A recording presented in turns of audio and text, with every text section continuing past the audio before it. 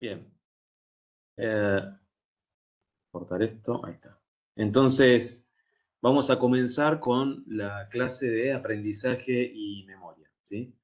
Primero, digamos, una cuestión relacionada, obviamente, con los avances, digamos, que hubo, en las técnicas por las cuales nosotros podemos medir qué pasa en el cerebro cuando una persona aprende, cuando una persona trata de evocar, de traer al presente algún recuerdo. Siempre se presenta esta pregunta que nosotros pusimos acá, es si cuando nacemos somos una hoja en blanco, ¿no? La verdad que hubo muchos experimentos muy actualizados para tratar de mostrar que esto no es así, ¿sí? Una de las cuestiones que yo les quería mostrar hoy, digamos, que me pareció muy, pero muy interesante, digamos, que hay un montón de cambios que se fueron dando en la evolución del cerebro, como huellas genéticas, ¿sí? Que han quedado como impresiones, también que, digamos, las tenemos desde que nacemos. ¿Cómo podemos demostrar eso? Básicamente hay dos experimentos o tres experimentos fundamentales que yo les traje, por supuesto hay más. Vamos a ver si corre para mostrarles el primero. Ahí está.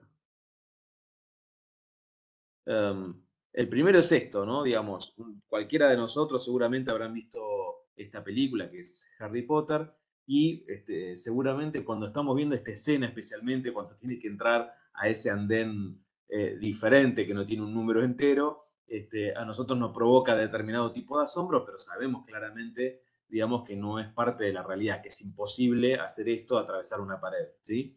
Sin embargo, obviamente nos asombra, digamos, obviamente como parte de la película. Cuando nosotros mostramos esto a un bebé, lo que ustedes están viendo arriba a la izquierda, llama la atención, digamos, poderosa atención, eh, el hecho del asombro. ¿Por qué digo que llama la atención, digamos? Porque lo que estamos viendo, digamos, es una personita, ¿sí? Que no tiene la característica de haber pasado por este experimento previamente. Es decir, no tiene la característica de saber, ¿sí? Que las cosas pueden desaparecer. ¿Está bien? En algún sentido. Porque obviamente si este experimento lo hacemos una y otra vez y avanza la edad, la personita que está ahí enfrente, ¿sí? Sabe que las cosas tienen existencia, las puede tocar, las puede ver, etcétera. Pero acá llama la atención, ¿sí? Una cuestión, digamos, a la mayor parte de los neurocientíficos, que tiene que ver es cómo sabe que las cosas no pueden desaparecer, ¿no? Digamos. Entonces, hubo varios experimentos con esto, ¿sí? Uno de los experimentos hizo esto. Pusieron en pantalla de computadora a diferentes bebés. Obviamente en los bebés, para medir la atención, lo único que tenemos, no tenemos su palabra, obviamente, entonces lo único que tenemos es la atención, y la atención en cuanto a cómo fija la vista, dónde fija la vista y cuánto tiempo mantiene fija la vista en el objeto que le estamos proyectando. Entonces, en un experimento, ¿sí? Se colocaba esto, se colocaba una bola que rodaba, digamos, y en algún momento se le ponía una pared, ¿sí? O sea, esta pared hacía que se detuviera, ¿sí? En otro momento, lo que se hacía es lo siguiente, se ponía la bola a rodar, la misma que antes, se ponía la pared, pero esta vez se permitía, ¿sí? Que la bola atravesara, es decir, como ustedes ven ahí, pasara por arriba de la pared. Esto llamaba la atención a los bebés, es decir, los bebés que habían perdido el interés porque sabían que la bola cuando pegaba en la pared, digamos, se detenía, ahora vuelven, ¿sí? A prestar muchísima atención a este experimento y tienen un aprendizaje conductual que la bola cuando pega en una pared puede atravesar. Sin embargo, ¿sí? Después lo que hicieron fue poner la misma bola, ¿sí? La misma trayectoria, pero ausentar la pared, es decir, hacer desaparecer la pared, pero haciendo que la bola nuevamente pasara por arriba, digamos, ¿no? Y esto es justamente, nuevamente le llamaba la atención a los bebés, porque se supone que debería estar este movimiento de poder atravesarla, digamos, debería, un segundito, ¿sí? Debería obviamente poder hacerlo siempre y cuando esté la pared presente, y acá no estaba presente.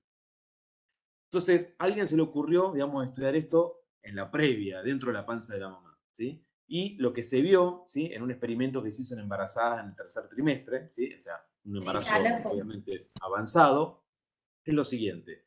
Se proyectó a través de la panza, digamos, la figura, digamos, de, como ustedes ven acá, tres pelotas de color lumínica, ¿no? Es una estimulación lumínica a través de la panza de la mamá.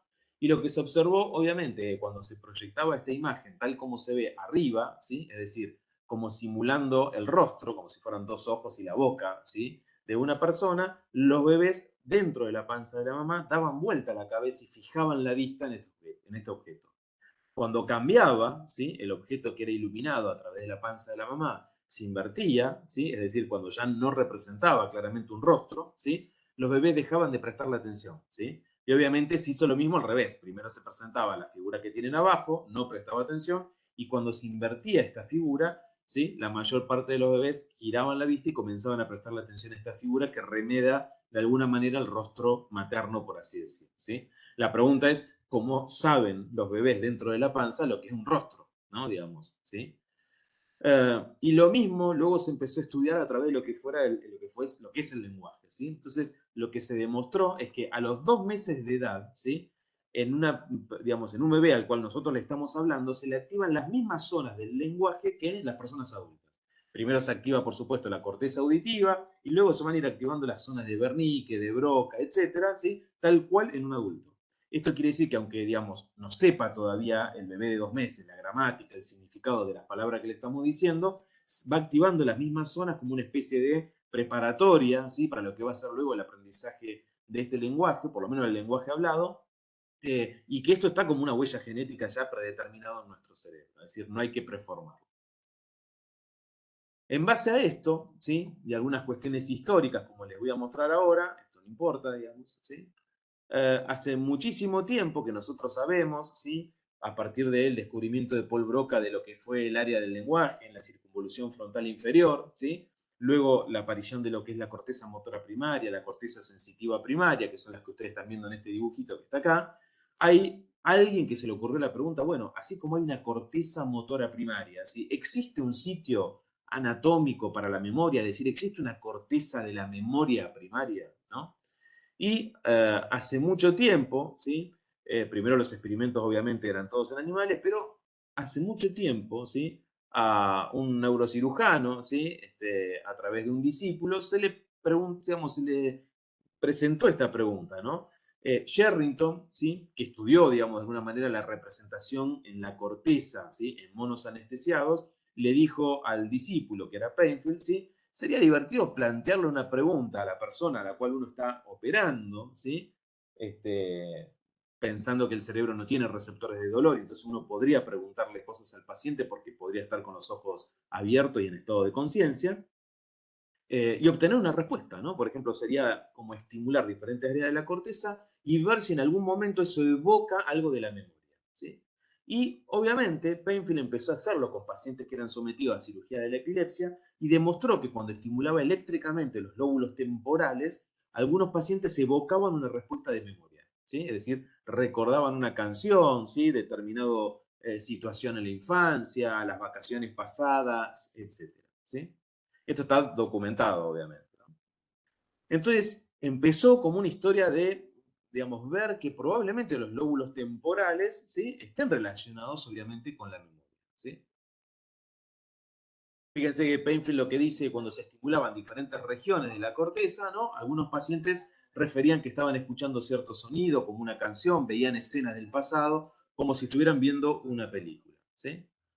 Um, Hace mucho tiempo, ¿sí? Hay un paciente muy famoso que da, digamos, puntapié inicial al estudio de lo que es la memoria, que son las siglas, obviamente, de su nombre, que es Henry Gustav Mollison, que obviamente se conocieron después, el nombre verdadero, pero HM es un paciente que a los 9 años de edad, ahí tienen la foto, ¿sí? Sufre un accidente, es atropellado por un ciclista, como consecuencia de ese traumatismo cráneoencefálico empieza a tener crisis convulsivas durante muchísimo tiempo. Al comienzo eran crisis parciales, es decir, había una zona epileptógena determinada en la corteza, pero luego se hacen bilaterales, se hacen tónico-clónicas y con lo único que teníamos disponible en ese momento, que era la electroencefalografía, se determina que el origen de estas parecerían ser los lóbulos temporales. No había mucho tratamiento, por supuesto, farmacológico en ese momento, pero también estas convulsiones que tuvo a partir de ese traumatismo de cráneo, la verdad es que no respondían bien al tratamiento. Eh, una neuróloga, Brenda Milner, que era había sido colaboradora de Painfield, y un cirujano, William Scoville, estudiaron HM y decidieron someterlo a una cirugía de los lóbulos temporales. Fíjense que la cirugía se hace en el año 53, ¿sí? ¿Y qué se hace en la cirugía? Se extirpó, básicamente, una muy buena parte de los lóbulos temporales bilaterales del paciente HM, ¿sí? Se le extirpó lo que se conoce como hipocampo, el núcleo amigdalino que está en el lóbulo temporal y partes, ¿sí? De áreas de asociación temporal, pero en forma bilateral, ¿sí? Lo que están viendo acá a la izquierda es una resonancia magnética, obviamente hecha mucho tiempo después al paciente. El paciente sobrevivió, por supuesto, falleció hace poco tiempo, y luego con la aparición de la tomografía y la resonancia se pudo estudiar el cerebro. En aquel momento solo había radiología convencional y arteriografías convencionales, ¿sí? Fíjense, acá está el artículo, ¿sí? Publicado un tiempo después, ¿sí? Y la cuestión es, ¿qué pasó con este paciente al cual se le extirpó, ¿sí? Los dos lóbulos temporales, o por lo menos esas estructuras bilaterales? Primero, las crisis de convulsiones, ¿no? Las crisis convulsivas que eran generalizadas, que eran de una por semana, desaparecieron, o sea, mejoró. Las crisis parciales, que tenían muchas por día, también, ¿sí? Mejoraron notablemente. Les permitió descender la medicación, la dosis de la medicación que recibía, que era muy, pero muy alta, con mucho efecto adverso. El coeficiente intelectual no varió para nada, ¿está bien? Y el lenguaje era normal, ¿sí? Hasta acá parecería que el efecto de la cirugía fue beneficioso, pero lo que empezaron a observar en este paciente HM luego de la cirugía, si bien tenía todo esto que acabo de decir normal, es algo así como que HM quedó suspendido en el tiempo, ¿sí? Cuando de alguna manera mejoró su salud, pero perdió el futuro, ¿está bien? El paciente fallece en el 2008, como les decía recién, y fíjense algunas cosas que pasó con este paciente luego de la cirugía, ¿no? Luego de haber sido sometido a esta cirugía. Se le solicitó que haga este test. Este test consistía, digamos, en repetir 5 dígitos, ¿no? Que se iban repitiendo a intervalos de un segundo. Fíjense que habitualmente uno, digamos, luego de varios ensayos puede recordar muchos dígitos, muchos dígitos. Acá repitió correctamente la secuencia el paciente que se le iba diciendo de 5 dígitos. Se hace la misma prueba agregándole un sexto dígito, después un séptimo dígito, ¿está bien? Y fíjense qué pasaba en nuestro paciente HM. Después de 25 ensayos, ¿sí? No pudo repetir la secuencia de 8 dígitos, ¿sí? Acá hay un control, obviamente, ¿sí? Que es que la mayor parte de las personas sanas podrían repetir correctamente, ¿sí? 15 dígitos luego de 25 ensayos, ¿no? Con este test. Acá tenemos un paciente que después de hacer 25 ensayos no podía repetir más de una secuencia de 8 dígitos. Cuando se le colocaba en una matriz 9 bloques, está bien, que se presentaban en una pizarra, está bien, y se les digamos, iban apareciendo de a uno, está bien, y desapareciendo y aparecía otro en otro lugar, y se le pedía al paciente que diga la secuencia que había visto, está bien, no podía aprender a tocar, digamos, la secuencia correcta de más de 6 bloques, ¿sí? Y luego también se lo sometió a diferentes tests. Este es el test del dibujo a través del espejo, ¿sí? Es decir, se le pedía que mire el espejo, ¿está bien? Y que, por ejemplo, grafique una estrella, como ustedes ven acá, ¿sí? Fíjense en lo que ocurrió. El primer día en el cual hizo este test, ¿está bien? Lo hizo varias veces, ¿está bien? Varias veces. Fíjense que al comienzo, ¿sí? El porcentaje de error que tenía al hacer esto era muy, pero muy alto. A medida que pasaba el día e iba haciendo el intento varias veces, obviamente el error disminuía. Cuando hizo este mismo test el segundo día, ¿sí? Fíjense que ya no partió de un nivel de error muy alto, sino que los errores eran menos frecuentes y obviamente mejoraban también con las prácticas del día. Y fíjense lo que ocurrió el tercer día, ¿sí? El porcentaje de error era extremadamente bajo, lo hacía ya con una habilidad muy, pero muy notable, ¿está bien? Pero había un problema. Cuando uno le decía a HM el tercer día, qué bien que aprendiste a hacer esto, HM lo que decía, es la primera vez que hago esto. Es decir, no recordaba haber hecho este test el día anterior ni el primer día, ¿sí? Lo mismo ocurrió, ¿sí? Con varias otras cosas, con este test que ahora vamos a ver en otro ejemplo, ¿sí? Con un puzzle, no me sale la palabra en español, pero digamos el rompecabezas. Cuando se le pedía que haga el rompecabezas, al tercer, cuarto día lo hacía rápidamente, ¿sí? Muy, pero muy rápidamente, pero claro, él nunca había recordado que lo había hecho el día anterior y el día anterior, ¿sí? Para él era la primera vez que se lo sometía a esta prueba, ¿sí? Entonces, también, perdón, se trabajó sobre lo que se llama el condicionamiento pavloviano, ¿sí? ¿Está bien? Se le daban, digamos, soplidos, ¿está bien?, de aire en el ojo. Obviamente uno cuando hacen esto cierra el ojo, ¿está bien? Pero se empezó a hacer esta práctica primero tocando un sonido, ¿sí? Puede ser una campana, un sonido determinado, ¿sí? Y obviamente al repetir esto varias veces, sonido y después el soplido, el solo hecho de presentar el sonido, esto provoca el parpadeo, ¿sí? Fíjense que 2 años más tarde, ¿sí? Al tocar este sonido, digamos, parpadeaba. ¿Está bien? Ahora, nunca había recordado haber sido entrenado, ¿sí? Para este reflejo de condicionamiento pavloviano. Cuando se mudaron con su familia después de la cirugía, le costó un año, ¿sí?, aprender el camino hasta la nueva casa, ¿sí?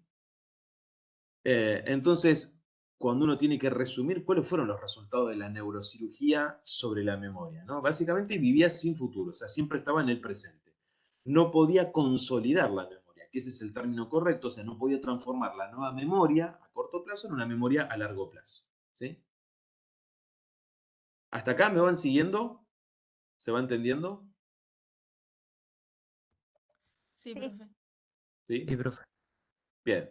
Entonces, hasta acá, digamos, por un lado, lo que uno daría a entender es que dos descubrimientos importantísimos con esto. Primero, que en los lóbulos temporales tiene que haber alguna estructura relacionada con la memoria, ¿sí? Especialmente con lo que es la consolidación de la memoria, ¿está bien? Pero también alguna cosa interesante es que se comprobó a partir de esta cirugía, ¿sí?, que no hay un sitio único para el almacén de todos los tipos de memoria, ¿sí?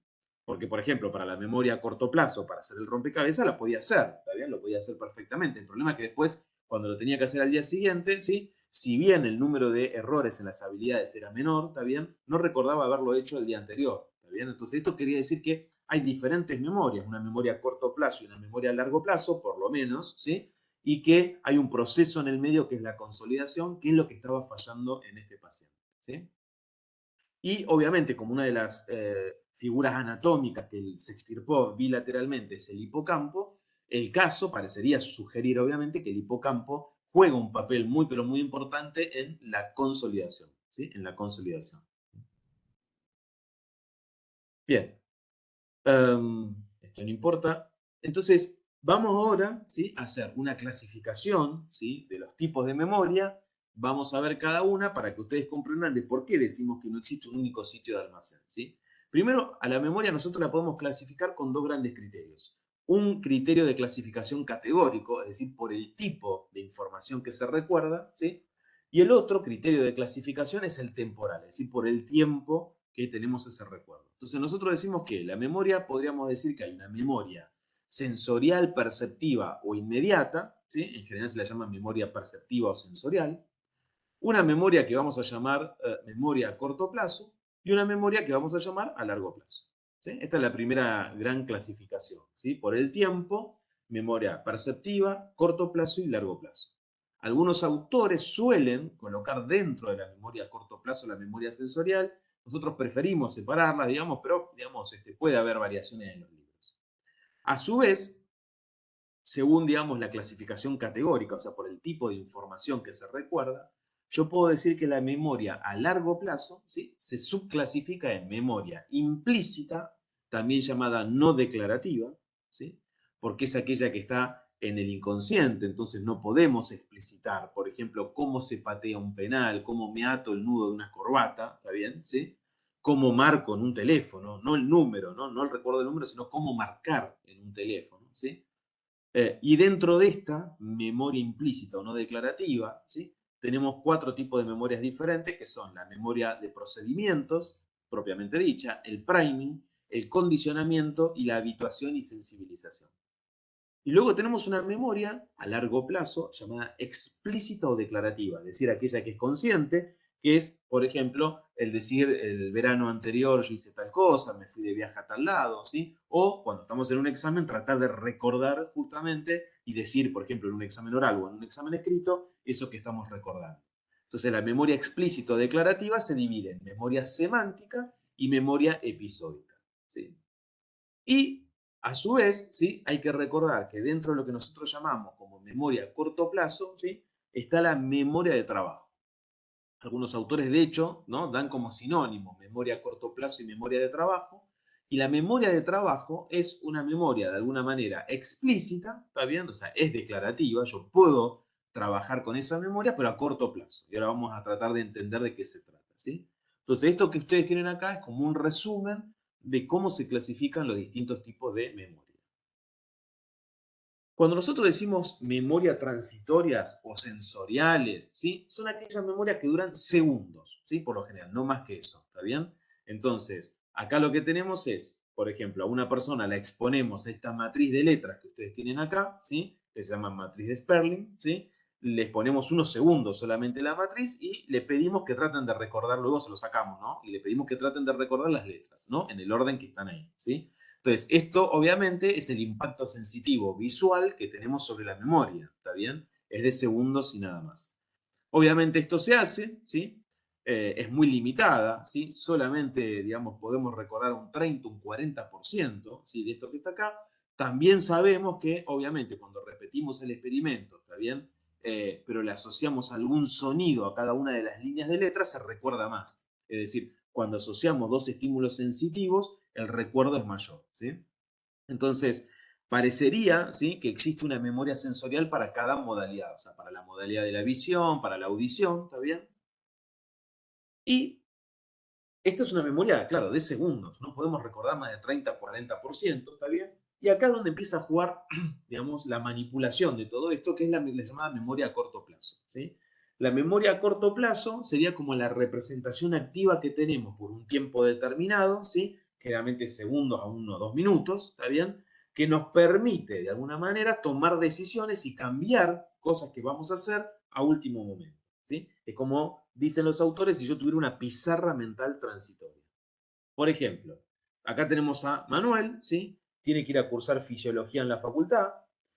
Previamente dice, tengo que pasar por el supermercado porque no tengo nada que comer, entonces tiene 30 minutos antes de salir, digamos, para hacer compras, ¿sí? Recuerda que tiene que regar las plantas, ¿sí? Se lava las manos antes de salir, ¿sí? Toma los libros, digamos, las llaves que están en la mesa, ¿sí? Y toma la decisión, ¿sí? Si tiene que ir caminando, tiene que tomar el colectivo, porque, digamos, eso le va a permitir llegar antes. Todo esto, digamos, al uno tener que, digamos, tomar la decisión de decir, mira, tengo tiempo, mejor me voy al supermercado y compro, cuando llego tengo que regar la planta, me lavo las manos, agarro los libros, también agarro la llave, ¿sí? Recuerdo dónde está la llave rápidamente y salgo y decido, bueno, mejor me voy caminando. Es como que nosotros lo que estamos haciendo es manipular la memoria a largo plazo que tenemos en algún lugar, ¿sí? Y traerla al presente también como memoria a corto plazo, aún en ausencia de estímulos visuales en este caso. Porque en el anterior caso, yo al paciente o a la persona le ponía una pantalla con letras, es decir, estaba el estímulo visual y le pedía que recuerde las letras que estaban ahí. Ahora no, digamos, ahora yo no tengo por qué, digamos, estar viendo el supermercado para recordar que tengo tiempo para ir al supermercado, no tengo que estar viendo los libros para recordar que tengo que agarrar los libros, es decir, la memoria a corto plazo manipula lo que es a largo plazo por unos minutos y nos permite ir tomando decisiones, ¿sí? Entonces, en la memoria a corto plazo tenemos esta memoria de trabajo, también llamada operativa, que es explícita, ¿sí? Y ahora les explico por qué, pero de corto plazo, ¿sí? Lo que hace la memoria, como les dije, de corto plazo, memoria de trabajo, es digamos, manipular temporalmente la información, ¿sí? Recuperada de la memoria a largo plazo, cuando ya no está disponible para los sentidos, ¿sí? Y esto nos va a ayudar a guiarnos en un comportamiento, ¿sí? Eh, Aparentemente, ¿sí? En la memoria de trabajo, ¿sí? Que es una de las memorias operativas más eficientes que tiene el ser humano, está implicado la corteza prefrontal, ¿sí? La corteza prefrontal, que como ustedes saben, esta porción del lóbulo frontal, que es la corteza prefrontal, es una de las últimas cortezas que se desarrollaron en la evolución y es una de las más evolucionadas en el caso del humano, ¿sí? Claro, cuando uno dice, ¿por qué es explícita? Porque fíjense que si yo les pido a cualquiera de ustedes que cierren los ojos y que me cuenten como si ustedes estuvieran entrando a su casa. ¿Cómo es su casa? ¿Dónde están las puertas? ¿Cómo es su habitación? Ustedes pueden hacerlo. Entonces, de alguna manera, ustedes están utilizando en ese momento su memoria de trabajo, su memoria operativa, están trayendo, manipulando esa memoria a largo plazo de cómo es su casa y me la están contando. Entonces, por eso es una memoria declarativa o explícita, ¿sí? Um, Esto no importa. Claro, el inconveniente de la memoria a corto plazo también, primero es que depende mucho de la atención, ¿sí? O sea, pequeñas distracciones, ¿sí? Pueden hacer que nos olvidemos una buena parte o toda la información en la memoria a corto plazo. Entonces, uno de los inconvenientes, aparte de que solo podemos retener por pequeña cantidad de tiempo, es que depende mucho de la atención que estemos prestando en ese momento, ¿sí?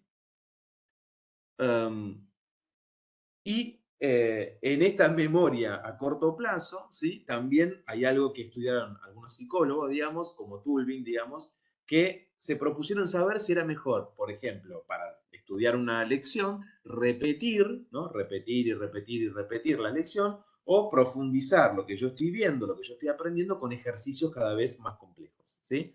Y obviamente ellos descubren que entre más activo es el procesamiento de la información y yo lo aplique a resolver problemas, más probable es que la recordemos en el futuro. ¿Está bien? Entonces, el repaso pasivo, ¿sí? El repaso pasivo, solamente repetir, no es suficiente para transferir esa memoria a corto plazo a largo plazo, ¿sí? Sino que es mucho más eficiente si nosotros la podemos aplicar, por ejemplo, resolviendo ejercicios en una guía de trabajo práctico, como hacemos en morfofisiología, ¿no? O mucho más si lo aplicamos a habilidades clínicas. Entonces, fíjense que el repaso pasivo sí es suficiente, ¿está bien? Para mantener un número telefónico en la memoria mientras busco el teléfono para marcarlo, ¿sí? Para eso es eficiente, ¿sí? Pero para transferir esa memoria a corto plazo a una memoria a largo plazo no es suficiente, ¿sí? Y esto, fíjense, está demostrado ya en 1975. ¿Eh? Entonces, la repetición sí es importante para mantener, digamos, la memoria a corto plazo, la información que me es útil, la que me resuelve el problema en este momento, ¿está bien? ¿Sí? Pero recordemos que no es tan eficiente para mantener esa memoria si yo la quiero consolidar a largo plazo, ¿sí? Solamente la repetición, ¿está bien? Y como les dije antes, ¿sí? Diferentes estudios en animales y en el ser humano dicen claramente que la memoria a corto plazo, esa memoria de trabajo, esta memoria operativa que nos dura unos segundos o un minuto, pero que nos permite manipular información en el presente y tomar conductas, el asiento estaría en la corteza prefrontal, ¿sí? Hay muchos experimentos, digamos, a partir de lesiones que se produjeron en pacientes que también afirman esto, de que la corteza prefrontal tiene que ver. Fíjense que Elliot, que era un contador exitoso, ¿está bien? Antes de cumplir los 40 años, le extirparon un tumor en los lóbulos frontales, ¿está bien? Y obviamente el paciente esto le salvó de alguna manera la vida, pero esa extirpación le ocasionó un daño muy, pero muy grave, ¿sí? Fíjense que después de la cirugía, ¿sí? Todas las pruebas que vimos en HM estaban bien, el lenguaje, la memoria, el coeficiente intelectual, digamos, a grandes rasgos, ¿sí? Pero la personalidad y la conducta empezaron a cambiar notablemente. Se volvió una persona muy impulsiva, ¿está bien? Se dejaba llevar por caprichos momentáneos, ¿está bien? Y tenía muy poca habilidad para organizar y planificar las cosas como lo hacía antes, ¿no? Como lo hacía previamente. Esto quiere decir que ya no podía manipular cuestiones profundas que tenía en la memoria a largo plazo y no le permitía tomar las mejores decisiones, ¿no? Esto no importa, vamos sobre esto. Y una cosa que sí es muy importante es que cuando yo estoy con la memoria de trabajo prestando atención en segundos, digamos, y yo la sobreexijo escribiendo en un celular, por ejemplo, mientras manejo, lo que ocurre es esto que ustedes están viendo, ¿no? O sea, estoy sobreexigiendo esa memoria de trabajo que es muy, pero muy limitada y puedo cometer un desastre. Entonces, siempre, siempre recordar mientras conducimos o hacemos actividades obviamente peligrosas, no utilizar y no distraer. Esa es la memoria a corto plazo. Pasemos a la memoria a largo plazo. La memoria a largo plazo, nosotros vimos que la podemos clasificar en una memoria implícita, o también llamada no declarativa, es decir, aquella que no podemos contar, declarar, ¿sí? Y una memoria explícita o declarativa, es decir, que yo puedo explicitar en forma escrita o en forma oral, también que puedo contar. La memoria implícita o no declarativa, ¿sí? Es una memoria muy, pero muy inconsciente. Es decir, se recuerda de manera inconsciente, ¿sí? Está localizada muy profundamente en el lecho inconsciente. Es extremadamente rígida, está muy conectada a aquellos estímulos originales bajo los cuales yo lo aprendí, ¿sí? Ejemplo de esta memoria implícita es la que ya nombramos. Por ejemplo, cómo se marca en el teléfono, ¿no? Cómo se canta una canción, no la letra de la canción, sino cómo cantar, ¿sí? Cómo cantar, cómo patear un penal, ¿está bien? Y fíjense lo que ocurre, como esta memoria es una memoria muy inconsciente, muy profunda, ¿está bien? Muy rígida, cuando yo trato de pensar cómo se hace una actividad como esta, se inhibe para hacer esa actividad con eficiencia, ¿sí? Por ejemplo, cuando yo tengo un problema, a veces nos pasa, seguramente a usted le habrá pasado, digamos, que sacan el teléfono, digamos, está bien, y quieren marcar, y están como trabados, que no saben qué es lo que tenían que hacer, cuanto más piensan en hacerlo, peor, se traban más, ¿sí? Entonces, lo que hay que hacer en esos casos, obviamente, es olvidarse de hacer esto, volver a los 10, 20 segundos y en general sale solo. Y esto porque justamente es una memoria muy, pero muy profunda, arraigada al estímulo original en el cual nosotros aprendimos esto, y volverla consciente es muy complicado, ¿sí? Por eso también pasa muchas veces, y esto se juega mucho en aquellas personas que patean penales, ¿está bien? O sea, ponerse a pensar en el momento de patear un penal, cómo se patea un penal, obviamente es desastroso. Ahora, tenemos la otra memoria, la que más usamos, por lo menos la que más nosotros pensamos que usamos, que es la memoria explícita declarativa. Se la llama así, ¿por qué? Porque nosotros la podemos traer al presente mediante un esfuerzo consciente y a propósito, o sea, deliberado. Esta es más flexible, va a haber diferentes lugares en el cerebro donde va a sentar, está sujeta a múltiples fragmentos de información en diferentes lugares. Ejemplo de esta memoria, recordar el número telefónico, ¿sí? Recordar la letra de una canción, saber qué hice el verano pasado, ¿está bien? ¿Qué hice ayer? ¿Está bien? Todo esto es declarativo, ¿sí? Es explícito, ¿sí? Como es algo consciente, está bien, es decir, es algo que yo puedo traer, ¿sí? Deliberadamente al presente, ¿sí? El almacenamiento y la recuperación de ese material está disponible para la conciencia y lo puedo expresar por el lenguaje. Por eso se lo llama memoria declarativa.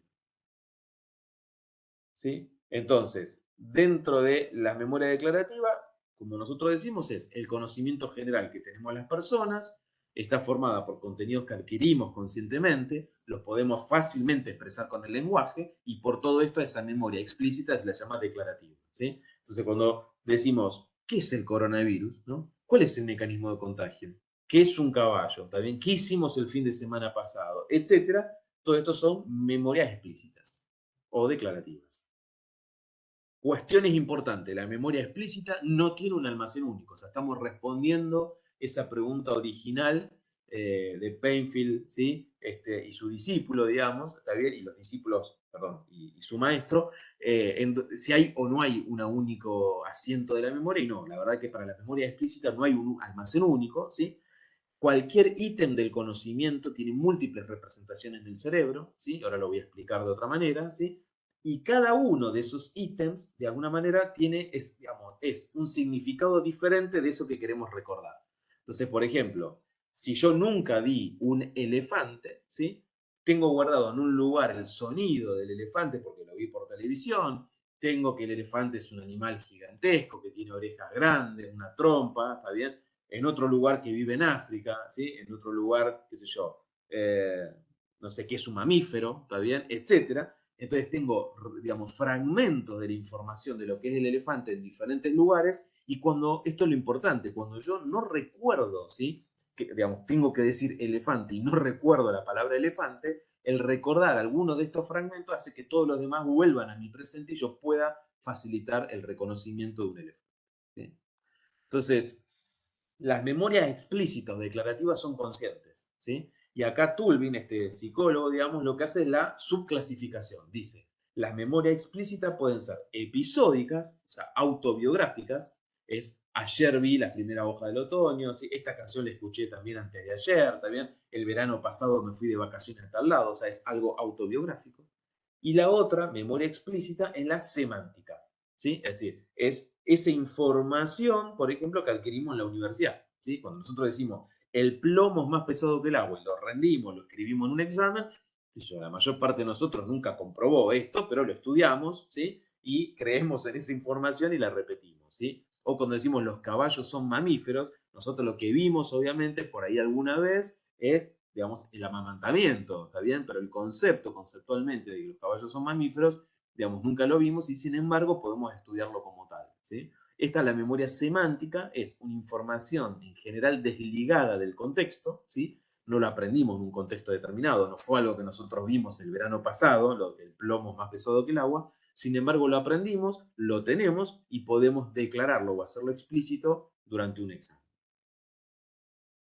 Es lo mismo, ¿sí? Fíjense que hay otra pregunta que es, ¿estas son las memorias a largo plazo explícitas e implícitas, ¿no? Y la explícita vimos digamos, la episódica y la semántica. Entonces, cuando uno dice las memorias para las habilidades, para las destrezas, son así de flexibles, o sea, están en diferentes lugares, etcétera, ¿sí? Claro, uno empieza a decir, a ver, sin ver esto, ¿no? Si yo no viera esto que está ahí, y yo les pregunto a ustedes, ¿cómo se atan los cordones? ¿No? Nos es complicado explicarlo, ¿está bien? Podemos hacer un intento y después podemos sacarlo, o cómo se anda en bicicleta, ¿está bien? ¿Cómo se hace el nudo de una corbata? ¿Está bien? Entonces, sin verlos nos es complicado, ¿sí? Y nos es conveniente aprender las habilidades y guardarlas en la memoria ¿sí? Cuando las estamos haciendo, cuando las estamos ejecutando, ¿está bien? Entonces, fíjense en que para las memorias de las habilidades o las destrezas, ¿está bien? Tenemos otro lugar de almacenamiento que en general tiene que ver fundamentalmente con el cerebelo y alguna zona de los núcleos de la base, ¿sí? Si volvemos a nuestro paciente, ¿está bien? ¿Sí? Que es HM, fíjense que yo les mostré que HM podía hacer el dibujo de la estrella a través del espejo o podía resolver un rompecabezas, ¿sí? Y cuanto más se entrenaba, mejor le salía. Entonces, fíjense que los lóbulos temporales o el hipocampo no está, digamos, fundamentalmente relacionado, ¿no?, con la memoria a largo plazo.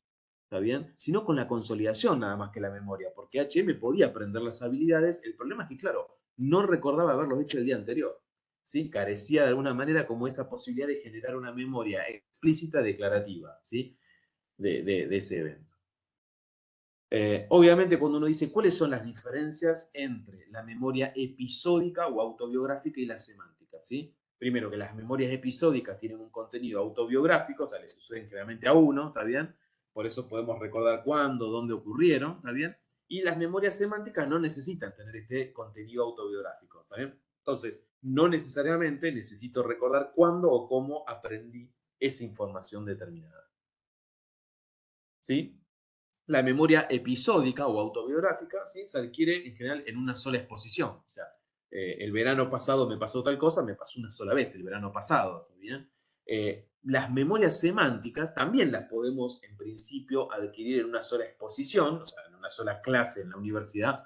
Puedo aprender una determinada cuestión que me están diciendo, pero esto es mejor recordado si se hace más interesante o yo la puedo ligar con algo que ya aprendí previamente, ¿sí? Y acá es donde participa esto que decimos, el hipocampo, ¿sí? Y una estructura que se llama fornix, ¿sí? Recuerdan que el fornix era el trígono cerebral o lo que se llamaba bóveda de los cuatro pilares, ¿sí? Que es también importante toda esta zona, ¿sí?, para la consolidación, ¿sí? Y hay muchos experimentos que demostraron lo siguiente. Fíjense lo siguiente, repetir, ¿sí?, hace que mejoren las memorias semánticas. Es decir, si yo quiero estudiar una lección, qué sé yo, el umbral en el potencial de acción está en los menos 55 milivoltios o 15 milivoltios encima del reposo, bueno, si yo repito esto, repito esto, la repetición refuerza en general estas memorias semánticas relacionadas con eventos que tienen que ver con cuestiones que aprendimos una sola vez, está bien, pero desligadas del momento en el cual la aprendimos. En cambio, fíjense lo que sucede cuando yo repito algo que tiene que ver con mi memoria autobiográfica, ¿sí? Fíjense que contar, ¿sí?, y esto se vio, digamos, ¿no?, exponerme repetidamente a eventos muy similares, ¿sí?, me puede debilitar la memoria episódica de un evento, ¿sí? Y esto es muy común de ver cuando, por ejemplo, estacionamos en el mismo estacionamiento todos los días, pero en diferente lugar en ese estacionamiento el auto, que nos pasa que un día vamos a buscar el auto y no recordamos en qué lugar específicamente lo dejamos porque hay interferencia, ¿sí? Es decir, dejamos en el mismo sitio, pero en diferente lugar de ese sitio, ¿sí?, grandote, y todos los días lo mismo, ¿sí? Todos los días lo mismo, eso provoca interferencia, ¿sí? Interferencia, y obviamente perdemos, debilitamos la memoria episódica de ese evento. Lo mismo sucede cuando tenemos un código para entrar a la computadora o al banco, está bien que después lo cambiamos y lo cambiamos y lo cambiamos, empieza a haber una competencia, ¿sí?, de esas memorias, una interferencia, por el cual a veces nos pasa que nos quedamos tildados y no recordamos cuál es la clave para entrar a un lugar, ¿sí?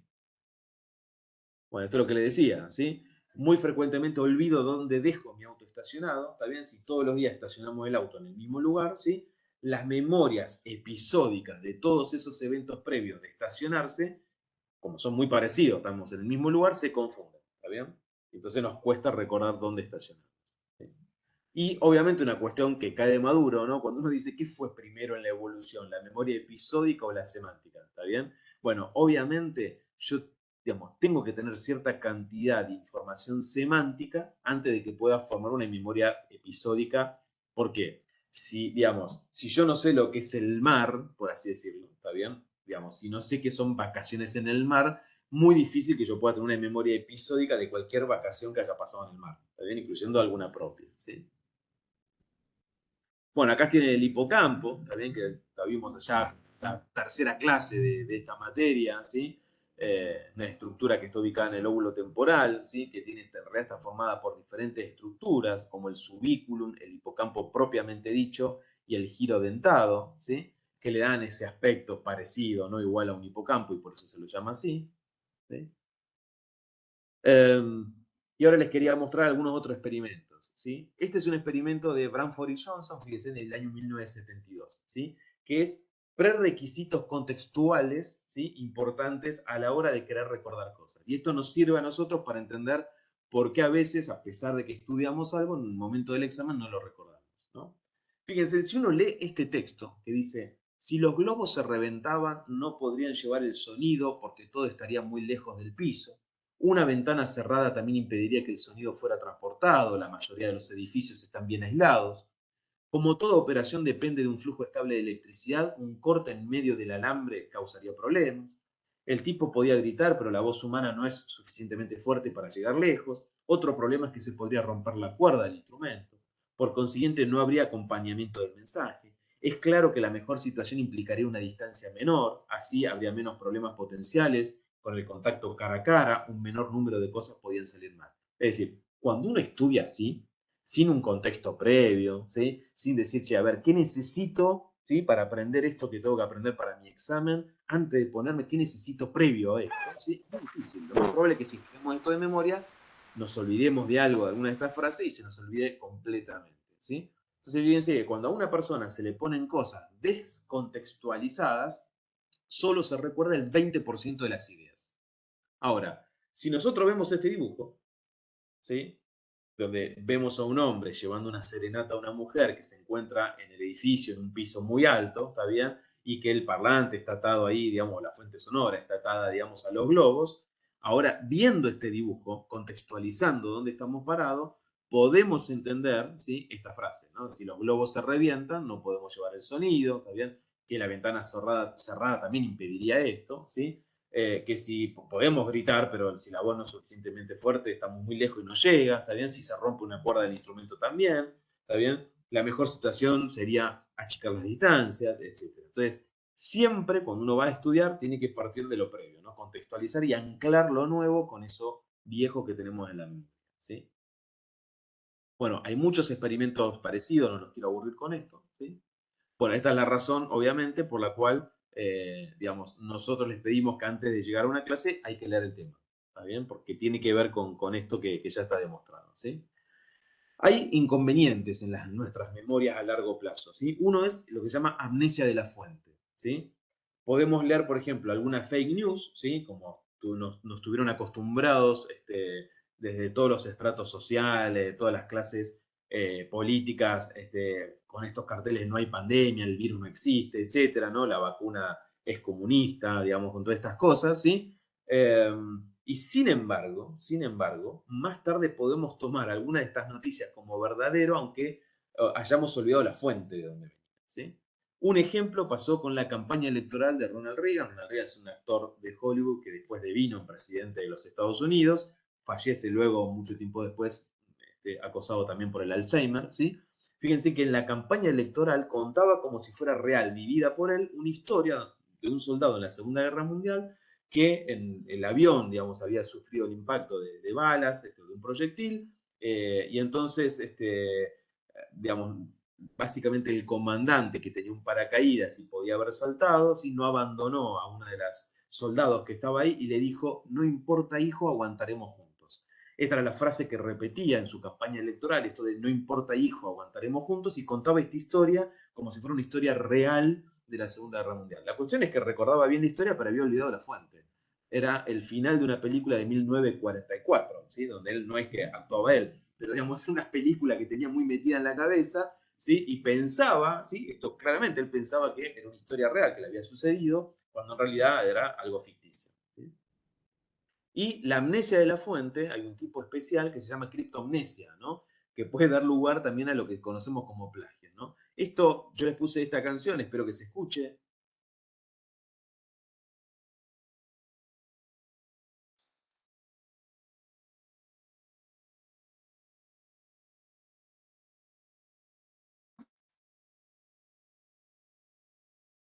No se escucha, profe, ¿eh?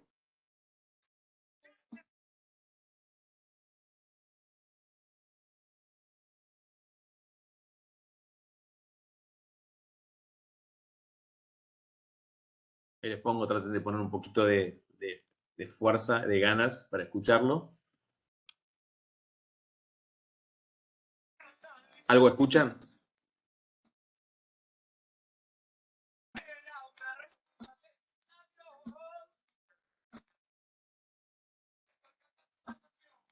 Bueno, si escuchan eso, escuchen esto.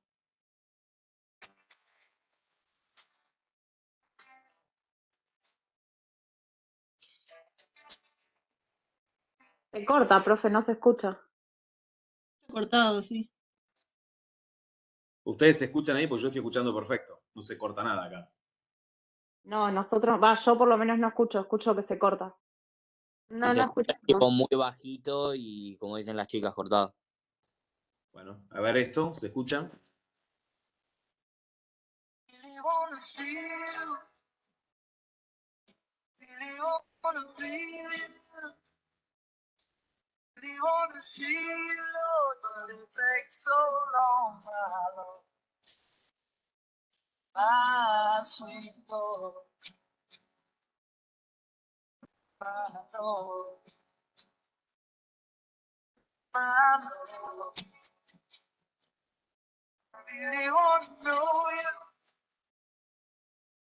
Y escuchen esto.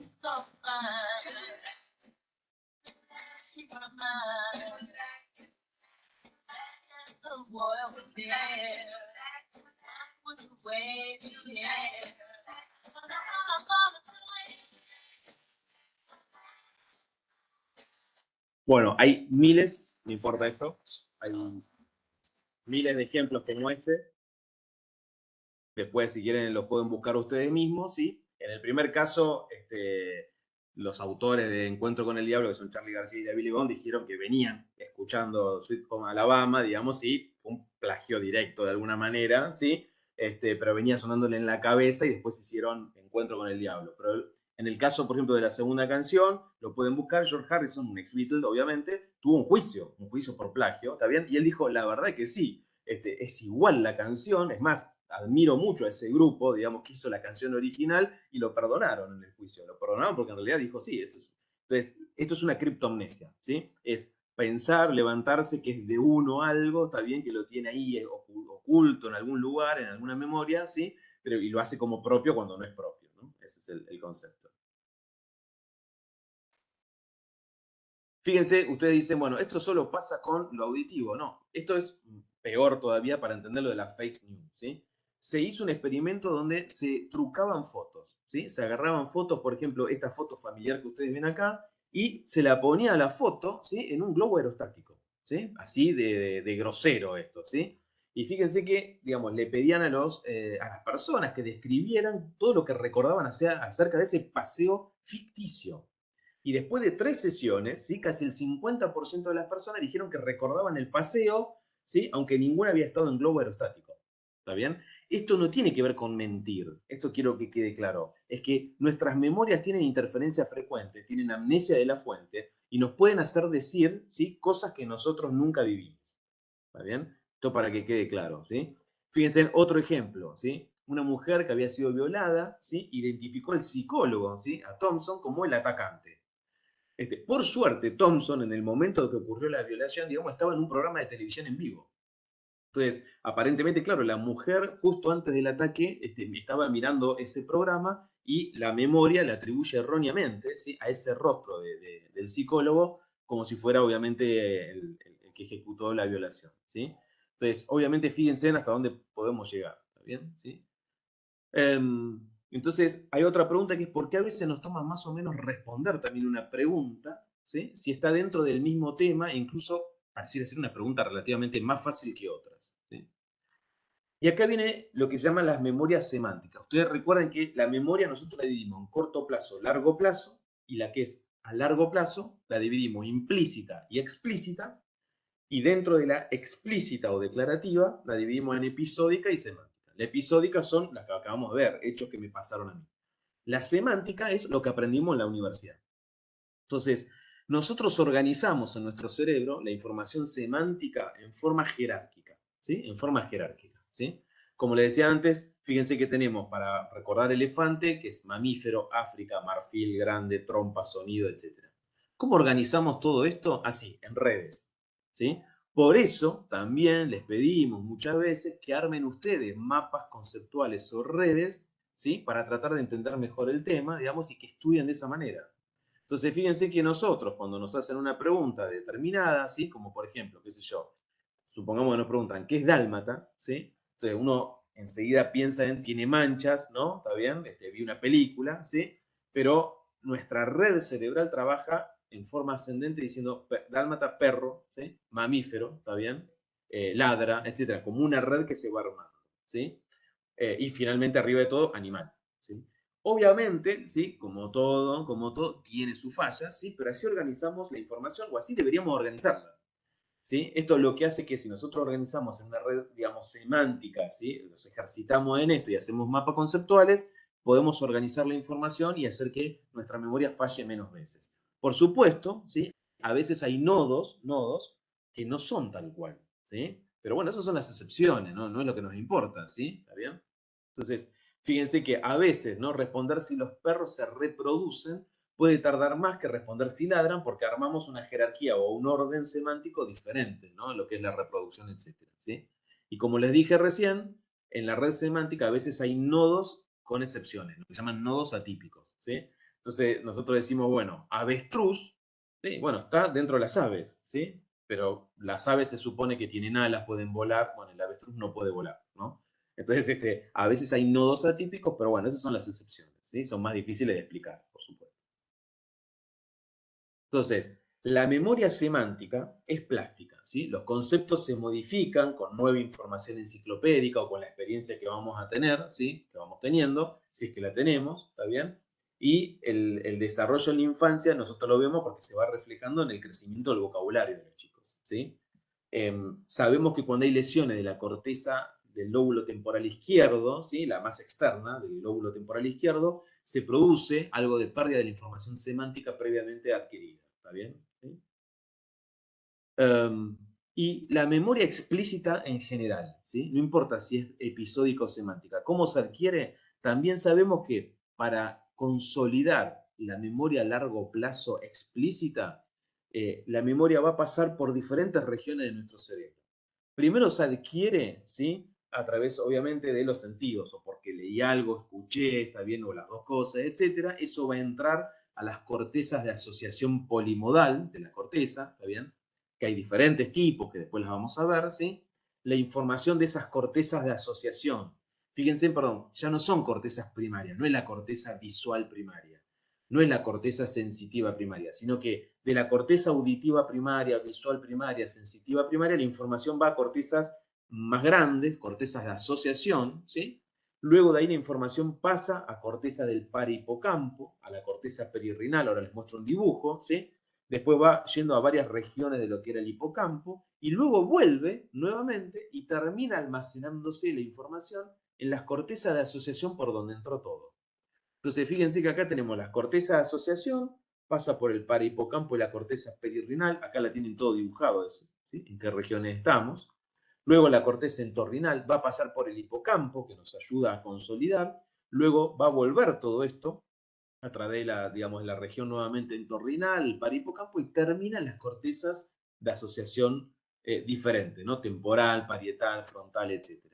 Esto quiere decir que nosotros tenemos fragmentos de la información, ¿sí? En diferentes lugares, y esto nos ayuda, obviamente es vital, porque si nosotros tenemos una lesión en un lugar, no perdemos toda la memoria, sino perdemos un fragmento, ¿sí? De esa memoria, y con el resto podemos ayudarnos a recuperar parte de esa información. Entonces, si nosotros resumimos el caso inicial de HM, ¿sí? Lo que tenemos que decir que si quitamos los lóbulos temporales, específicamente el hipocampo, la memoria a corto plazo va a estar perfecta. La memoria a largo plazo, la previa de las cosas que aprendí en la infancia, también van a estar bien, ¿sí? Pero el problema que vamos a tener es en la consolidación, ¿sí? En la consolidación. Esto no importa, esas son películas, digamos, que seguramente ustedes habrán visto, que trabajan sobre el tema de la consolidación, ¿sí? donde los actores no pueden transformar la memoria a corto plazo a largo plazo, ¿está bien? Son 3 películas diferentes que ayudan a entender esto.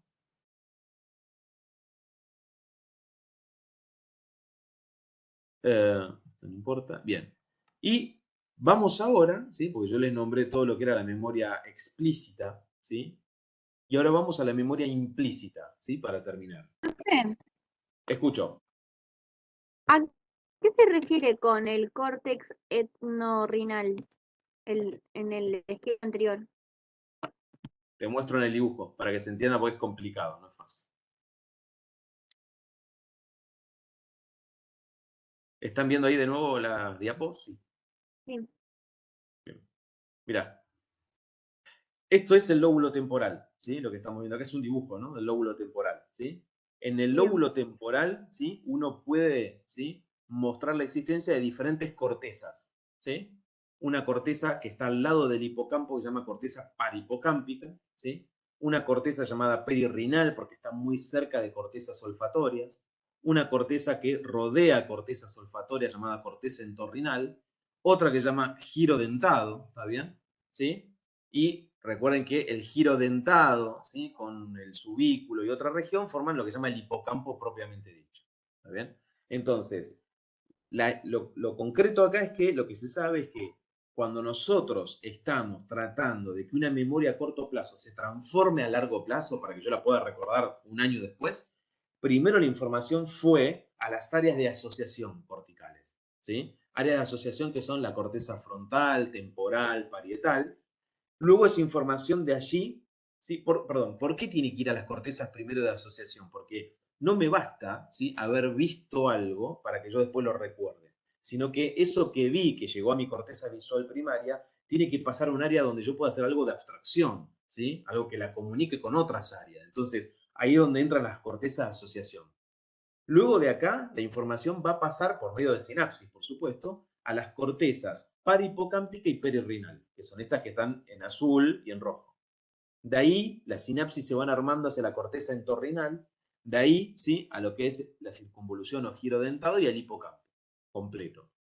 Y luego la información, ¿sí? Que está transcurriendo por acá, va a volver a todas las regiones que dijimos recién y termina almacenándose en forma fragmentada en las cortezas de asociación cortical.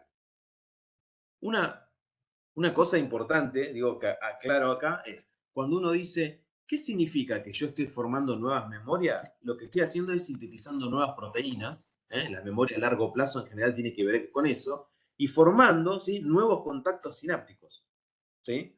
Eso se llama plasticidad sináptica, ¿está bien? Entonces estoy formando nuevos contactos sinápticos, armando otras redes. Entonces, dos neuronas que estaban comunicadas de determinada característica ahora empiezan a tener más conexiones entre ellas y con otras neuronas, y esa red, ¿sí? Esa red neuronal que yo voy formando por plasticidad sináptica, se la conoce como engrama de la memoria, ¿sí? Esto pasa toda la vida. Yo puedo tener 110 años y seguir aprendiendo y teniendo memoria, ¿sí? Porque las neuronas siguen formando nuevos contactos sinápticos y es más, hay regiones cerebrales que se reproducen, donde las neuronas se reproducen. Y una de esas regiones donde hay reproducción de neuronas es el hipocampo, justamente que es un área asociada con la memoria. Entonces, nosotros, ¿sí? Tenemos no solo que hay neuronas que se multiplican, que hacen mitosis, sino que podemos generar toda la vida, ¿sí? Nuevos contactos sinápticos, por lo tanto generar redes neuronales diferentes y generar nuevas memorias permanentemente. Esta plasticidad sináptica de generar nuevas redes y nuevas memorias, por supuesto, decae con la edad. No es lo mismo aprender un idioma a los 4 años, a los 10 años, que a los 80 años. Pero que se puede hacer hasta los 110, 120 años, no hay ninguna duda. ¿Está bien? ¿Quedó claro esto? Sí.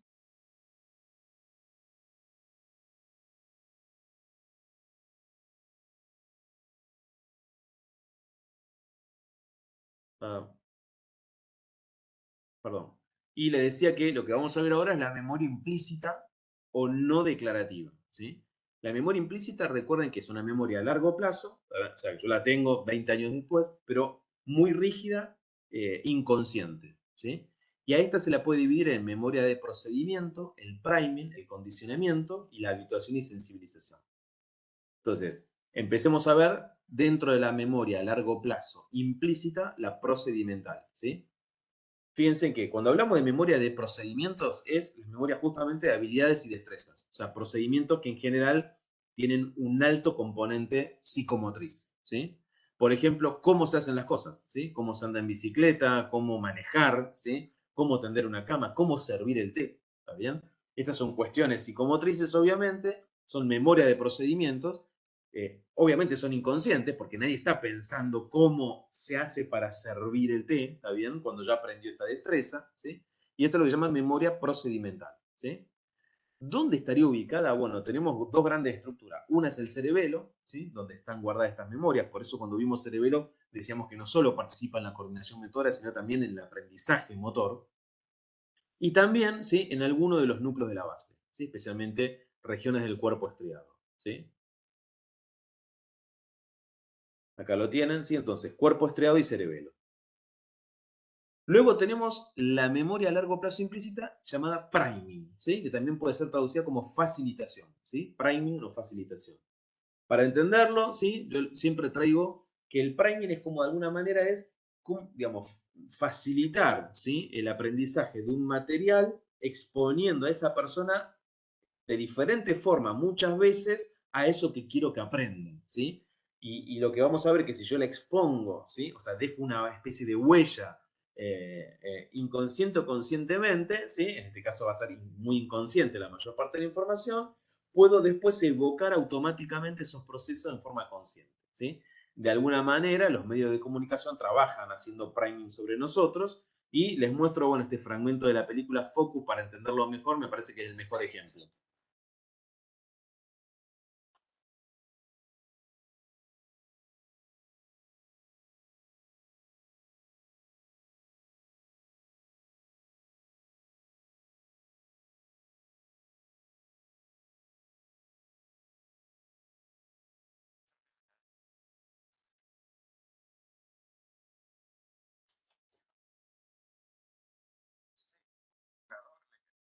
Como no se escucha mucho, los que no la vieron traduzco.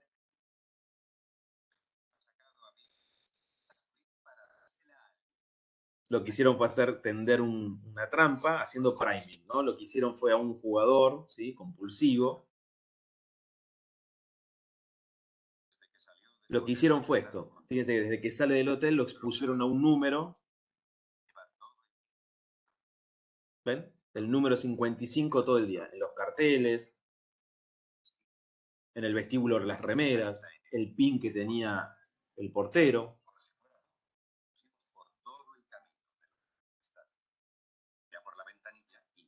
Es decir, iban creando huella, ¿sí? Con ese número 55 en forma inconsciente a esta persona.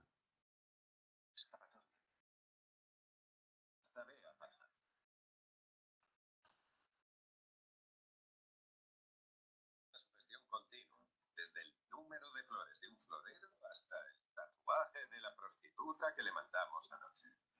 El tatuaje, dice acá, 55. Y aparte no solo lo visual, ¿no? Sino ahora habla de lo auditivo. Sí, no solo es lo que ves, sino también. 5 en mandarín es Wu. Hay 124 Wu en Sympathy for the Devil.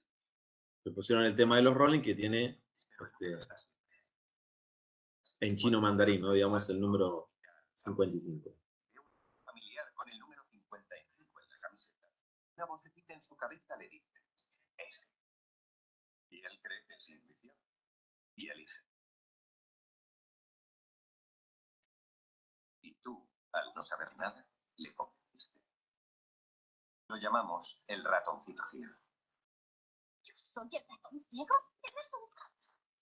Bueno, un poco lo que está mostrando es eso, ¿sí? O sea, la percepción del entorno, visual, auditiva, táctil, etcétera, digamos, de alguna manera va dejando una huella en la memoria, una huella amnésica, ¿está bien?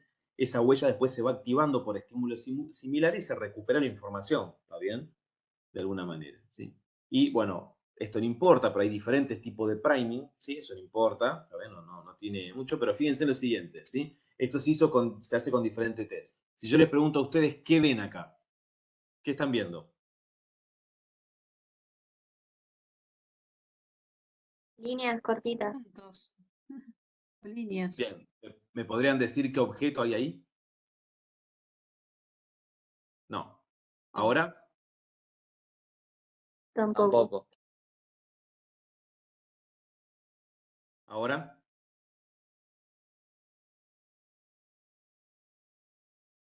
¿Un Yo no, perro? por lo menos. Sí, un un perro. camello en el medio. Parece un camello en el medio, bien. ¿Y ahora? Una bicicleta. bici. Así una bicicleta. El camello, la bicicleta y lo primero no sé qué es. Es un teléfono.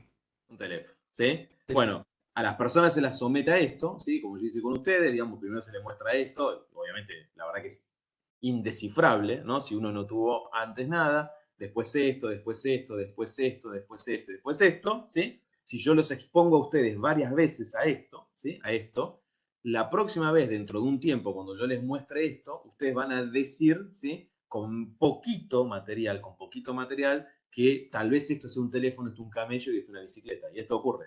O sea, he estado generando una huella en el cerebro de ustedes, cuando obviamente repito esto varias veces, ¿sí?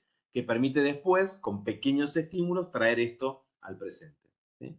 Y obviamente esto tiene sus engaños, ¿no? Fíjense las palabras, ¿no? Si yo les pido a ustedes, lean esto. Lean las palabras rápidamente. ¿Las leyeron? Completen. Sí, ¿Qué sí. palabra es acá? Casa, Casa, Después, Elefante, elefante, después, escalera. escalera. escalera, exactamente. Entonces, cuando yo a una persona, ¿sí? Le presento esto a unos cuantos segundos, es decir, estoy estimulando su memoria visual o sensorial o perceptiva en un momento, ¿sí? Y le digo que lo recuerde, ¿está bien? Y después lo expongo a esto, ¿está bien? Pueden completar, y cuanto más los expongo, ¿sí? A esto, de alguna manera ustedes van a recordar más fácil esto. Ahora, fíjense en lo siguiente, cómo se puede engañar esta memoria, ¿no? Ahí, si yo les digo león, ¿no? Casa, elefante, árbol, carrera, libro, astro, escalera, ¿sí? Fíjense que las palabras son las mismas, ¿no? Es león, casa, elefante, árbol, carrera, libro, astro, escalera. Les digo ahora, por favor, completen rápidamente esta palabra. ¿Cuál va?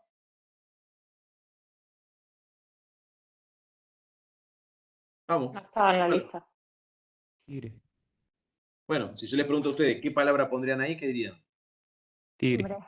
Tierra. Tiempo. Bien, perfecto. Bien, entonces, cuando uno dice alguna de esas palabras que dijeron podía estar acá, sí, por ejemplo, si yo digo acá tigre, si lo primero que me viene a la cabeza es tigre, yo digo, bueno, mirá, probablemente yo los estuve seduciendo cuando les dije a ustedes previamente león, ¿no? Y acentuaba, etcétera. Si hubiese querido, por ejemplo, poner acá casa, ¿no? Porque yo quería que digan timbre, podía hacerlo, ¿sí? Pero uno dice, ¿por qué no elegí tierno? ¿Sí? O timbre de entrada y otro eligió que yo tigre, ¿está bien? Bueno, eso tiene que ver con lo previo. Entonces, a veces, ¿sí? Generar una especie de priming también obviamente puede ser a propósito para confundir a la persona, para que diga lo que quiero yo que diga y no lo que verdaderamente es, ¿no? Esto también está claro. Y fíjense que en el priming, ¿sí? Participan diferentes cortezas, ¿no? En el priming visual, auditivo, semántico, diferentes lugares, ¿está bien? No importa, nadie le va a pedir esto, pero para que vean que hay diferentes cortezas que se encargan de esto, ¿sí? Bien, pasamos a el condicionamiento, que hay dos tipos, clásico e instrumental, ¿sí? Se llama, digamos, esto se lo conoce habitualmente como aprendizaje asociativo, ¿no? Que se divide en condicionamiento clásico y el condicionamiento operante o instrumental, ¿sí? El condicionamiento clásico es cuando asociamos dos estímulos, ¿sí? Y el condicionamiento operante o instrumental es cuando asociamos la respuesta emitida ante un estímulo y las consecuencias que tiene dicha respuesta. Entonces, fíjense que el aprendizaje que llamamos condicionamiento clásico se lo debemos a nuestro fisiólogo ruso Pavlov, ¿sí? Cuando hacía el experimento con la fístula salival, ¿no? Fíjense que al principio lo que hacía Pavlov era simplemente anotaba, hacía observaciones, lo que veía es que el animal cuando le ponía la comida salivaba, ¿está bien? Después lo que hizo fue tocar una campanilla, digamos, antes de llevar el plato, le llevaba el plato y salivaba, y lo que observó después de un tiempo es que con el solo hecho, digamos, de tocar la campanilla o el solo hecho de aparecer él o su ayudante, que era el que alimentaba, el perro salivaba. Es decir, lo habíamos condicionado al perro que ante un estímulo que no tenía que ver directamente con la comida, sino indirectamente, le provocábamos esa respuesta de salivación, ¿sí? Entonces, bueno, en este condicionamiento clásico, ¿sí? Que se puede hacer, se puede lograr y de hecho se hace en el presente, fíjense que Esto no importa, pero les quería mostrar esto como experimento.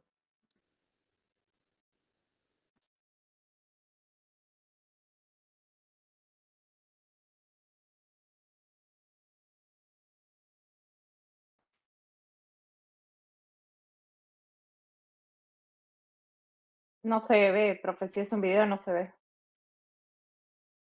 ¿No están viendo el video? Sí, ahí arrancó, ahí arrancó. Como ven, está soplando, ¿no? En el ojo y parpadea.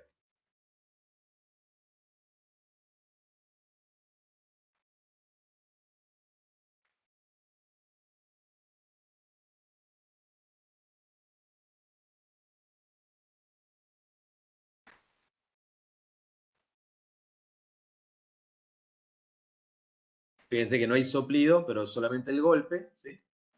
Provoca el parpadeo, ¿sí? Hay diferentes de este tipo. Después, para que les quiero mostrar alguno más adelante.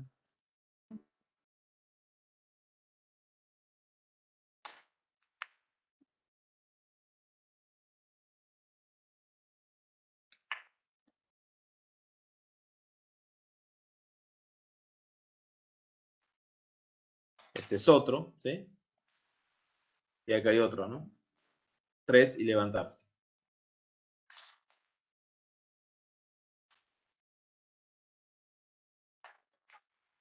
Se levanta sin decir 3 y ocurre lo mismo, ¿sí?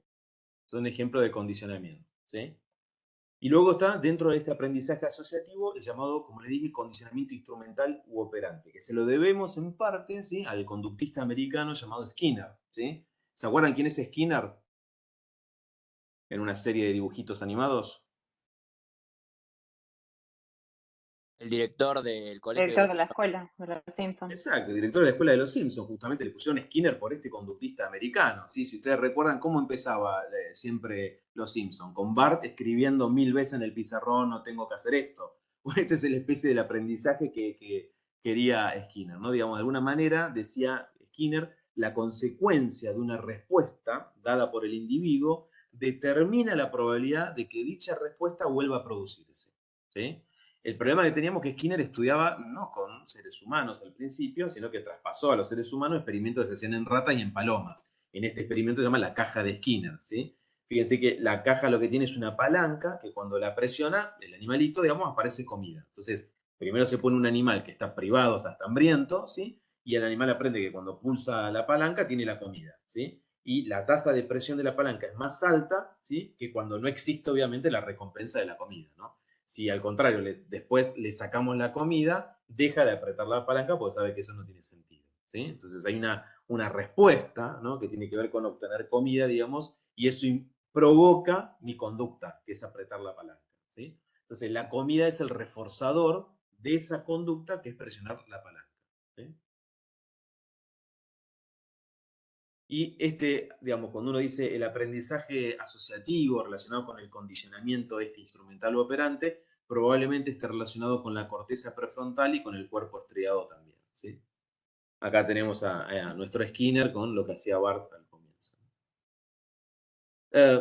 Y por último, y ya terminamos, dentro de las memorias implícitas está la habituación y sensibilización, que es lo que se llama también aprendizaje no asociativo, ¿está bien? No asociativo. Este es más fácil de entender, digamos, lo que pasa es que, claro, son transitorios, ¿no? Pero, digamos, la habituación significa habituarse, significa reducir la magnitud de la respuesta ante un estímulo que generalmente es inocuo, pero que se repite con un periodo de tiempo abreviado. Entonces, por ejemplo, yo estoy estudiando desde noche y se larga una tormenta, un trueno terrible, y yo me sobresalto. A los 10 minutos otro trueno, me sobresalto, pero el tercer trueno ya no me provoca nada, es decir, yo me habitué a esta sensación, ¿sí? Incluso tengo como predictor, ¿no?, que si veo una luz va a venir un sonido fuerte, etcétera, y ya no me sobresalto para nada, ¿sí? Bien, esto es un tipo de aprendizaje no asociativo en este sentido, ¿sí? Y la sensibilización sería al revés, bueno, casi al revés, ¿sí? Espere que está pasando. En la sensibilización, ¿no?, que también es un aprendizaje no asociativo, ¿sí? Digamos, es un proceso que provoca que la respuesta a un estímulo, que generalmente es intenso, ¿no?, que me provoca dolor, ¿sí? O me provoca mucho miedo, ¿sí? Sea más intenso que lo normal porque se presentó ante un estímulo que causó un sobresalto inicial. Entonces, si yo tengo, por ejemplo, ¿sí? Un trueno mientras estoy estudiando, también me sobresalto, ¿no? Pero dijimos que después de 3, 4 veces que se repite el trueno, yo me habitué. Si después de 4 o 5 horas no aparece más, ¿sí? Y luego, digamos, aparece un estímulo pequeño, ¿sí? Digamos, yo me sobresalto de nuevo. O sea, estoy sensibilizado por algo que ocurrió, ¿sí? Esto nos ocurre muy frecuentemente con el temor, ¿no? Provoca esto. Bueno, esto es un poco, a grandes rasgos, hay un montón de experimentos, obviamente, digamos, que comprueban todo esto, pero un poco a grandes rasgos el trabajo de la memoria. ¿Qué es lo que, digamos, tengo que recordar? Si uno tuviera que resumir esto, obviamente que, primero, la memoria, ¿sí? Requiere de diferentes pasos, ¿no? Requiere prestar atención, ¿sí? Esto es lo primero. Requiere, digamos, obtener información del medio, interno o externo, ¿sí? Tener esa información unos cuantos segundos, minutos, y después, si la quiero obtener a largo plazo, consolidarla, ¿sí? Y luego sí la transformo en memoria a largo plazo. Y nosotros vimos que hay una clasificación de la memoria en una memoria perceptiva o sensorial, ¿sí? Que es aquella que retengo solo unos segundos, ¿sí? Como esto que decíamos, les pongo a ustedes una serie de letras, unos segundos, le digo recuerda, ¿no? Y se la saco, ¿sí? Es una memoria, claro, muy frágil, solo recordamos un 20 o 30% de eso. Luego tenemos la memoria a corto plazo, ¿sí? Que es la memoria de trabajo que llamamos, ¿sí? Importante, ¿por qué? Porque la memoria de trabajo, aunque dura segundos a minutos, me permite manipular la memoria vieja a largo plazo y tomar conductas. Por ejemplo, el ejemplo más práctico es cuando ustedes se tienen que ir de su casa y tienen que buscar dónde dejaron las llaves, ¿sí?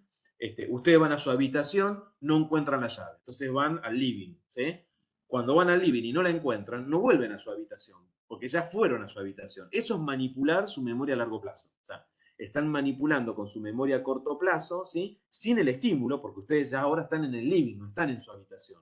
Pero recuerdan haber pasado ya por su habitación en busca de la llave y no tienen por qué volver a pasar por ahí, a menos obviamente que quieran buscar en otro lugar. Y luego tenemos la memoria a largo plazo. La memoria a largo plazo es la que usamos en todo momento, la que nosotros más tenemos como la idea de lo que es la memoria, y a esa memoria a largo plazo nosotros la dividimos en memoria implícita, que es la inconsciente, muy relacionado con las destrezas, las habilidades, ¿sí? Muy rígida, y la memoria explícita o declarativa, que la dividíamos en episódica o autobiográfica, ¿sí? Que hice ayer, que hice el verano pasado, y la semántica, que es esto de, bueno, digamos, el caballo es un mamífero, ¿también? Lo aprendí, así, aunque no haya visto nunca un caballo, lo aprendí, es algo semántico, y sabemos que lo semántico se organiza en redes conceptuales, ¿no? Y esta memoria a largo plazo aprendimos también que no tiene un único sitio, sino que está almacenada en diferentes lugares, y esto es una ventaja evolutiva, ¿eh? Fíjense que si ustedes tienen una computadora y la computadora se daña, el disco rígido, pierden toda la información. En nuestro cerebro esto no pasa porque tenemos diferentes fragmentos de la información en diferentes lugares, y si yo tengo un traumatismo de cráneo o me tienen que operar en una región, eso no quiere decir que vaya a perder toda la información, porque tengo otras regiones cerebrales que contienen fragmentos de esa información, y con eso puedo trabajar para recordar en el presente, ¿sí? ¿Se entendió más o menos el concepto? Profe, yo tengo una pregunta. Dale. Habías dicho en un momento que el cerebelo y el núcleo de la base también participan en el almacenamiento. ¿Puede Claro, ser? todo lo que son memorias, por ejemplo, implícitas, o sea, no declarativas, que tienen que ver con destrezas, habilidades, conductas psicomotrices, se almacenan en el cerebelo y en los núcleos de la base, por ejemplo. ¿Sí? ¿Se Bien. entiende? Entonces, cuando Sí. vos tenés, por ejemplo, una lesión en el cerebelo, ¿sí? Podés aprender, qué sé yo, o sea, podés recordar la lección y rendir un examen perfectamente, ¿sí? Podés subirte a una bicicleta y sí, vas a tener problemas digamos, en lo que es, digamos, la coordinación del movimiento, pero recordás, el problema es que no vas a poder aprender nuevas conductas motrices, porque eso lo hacen el cerebelo y los núcleos de la base, ¿sí?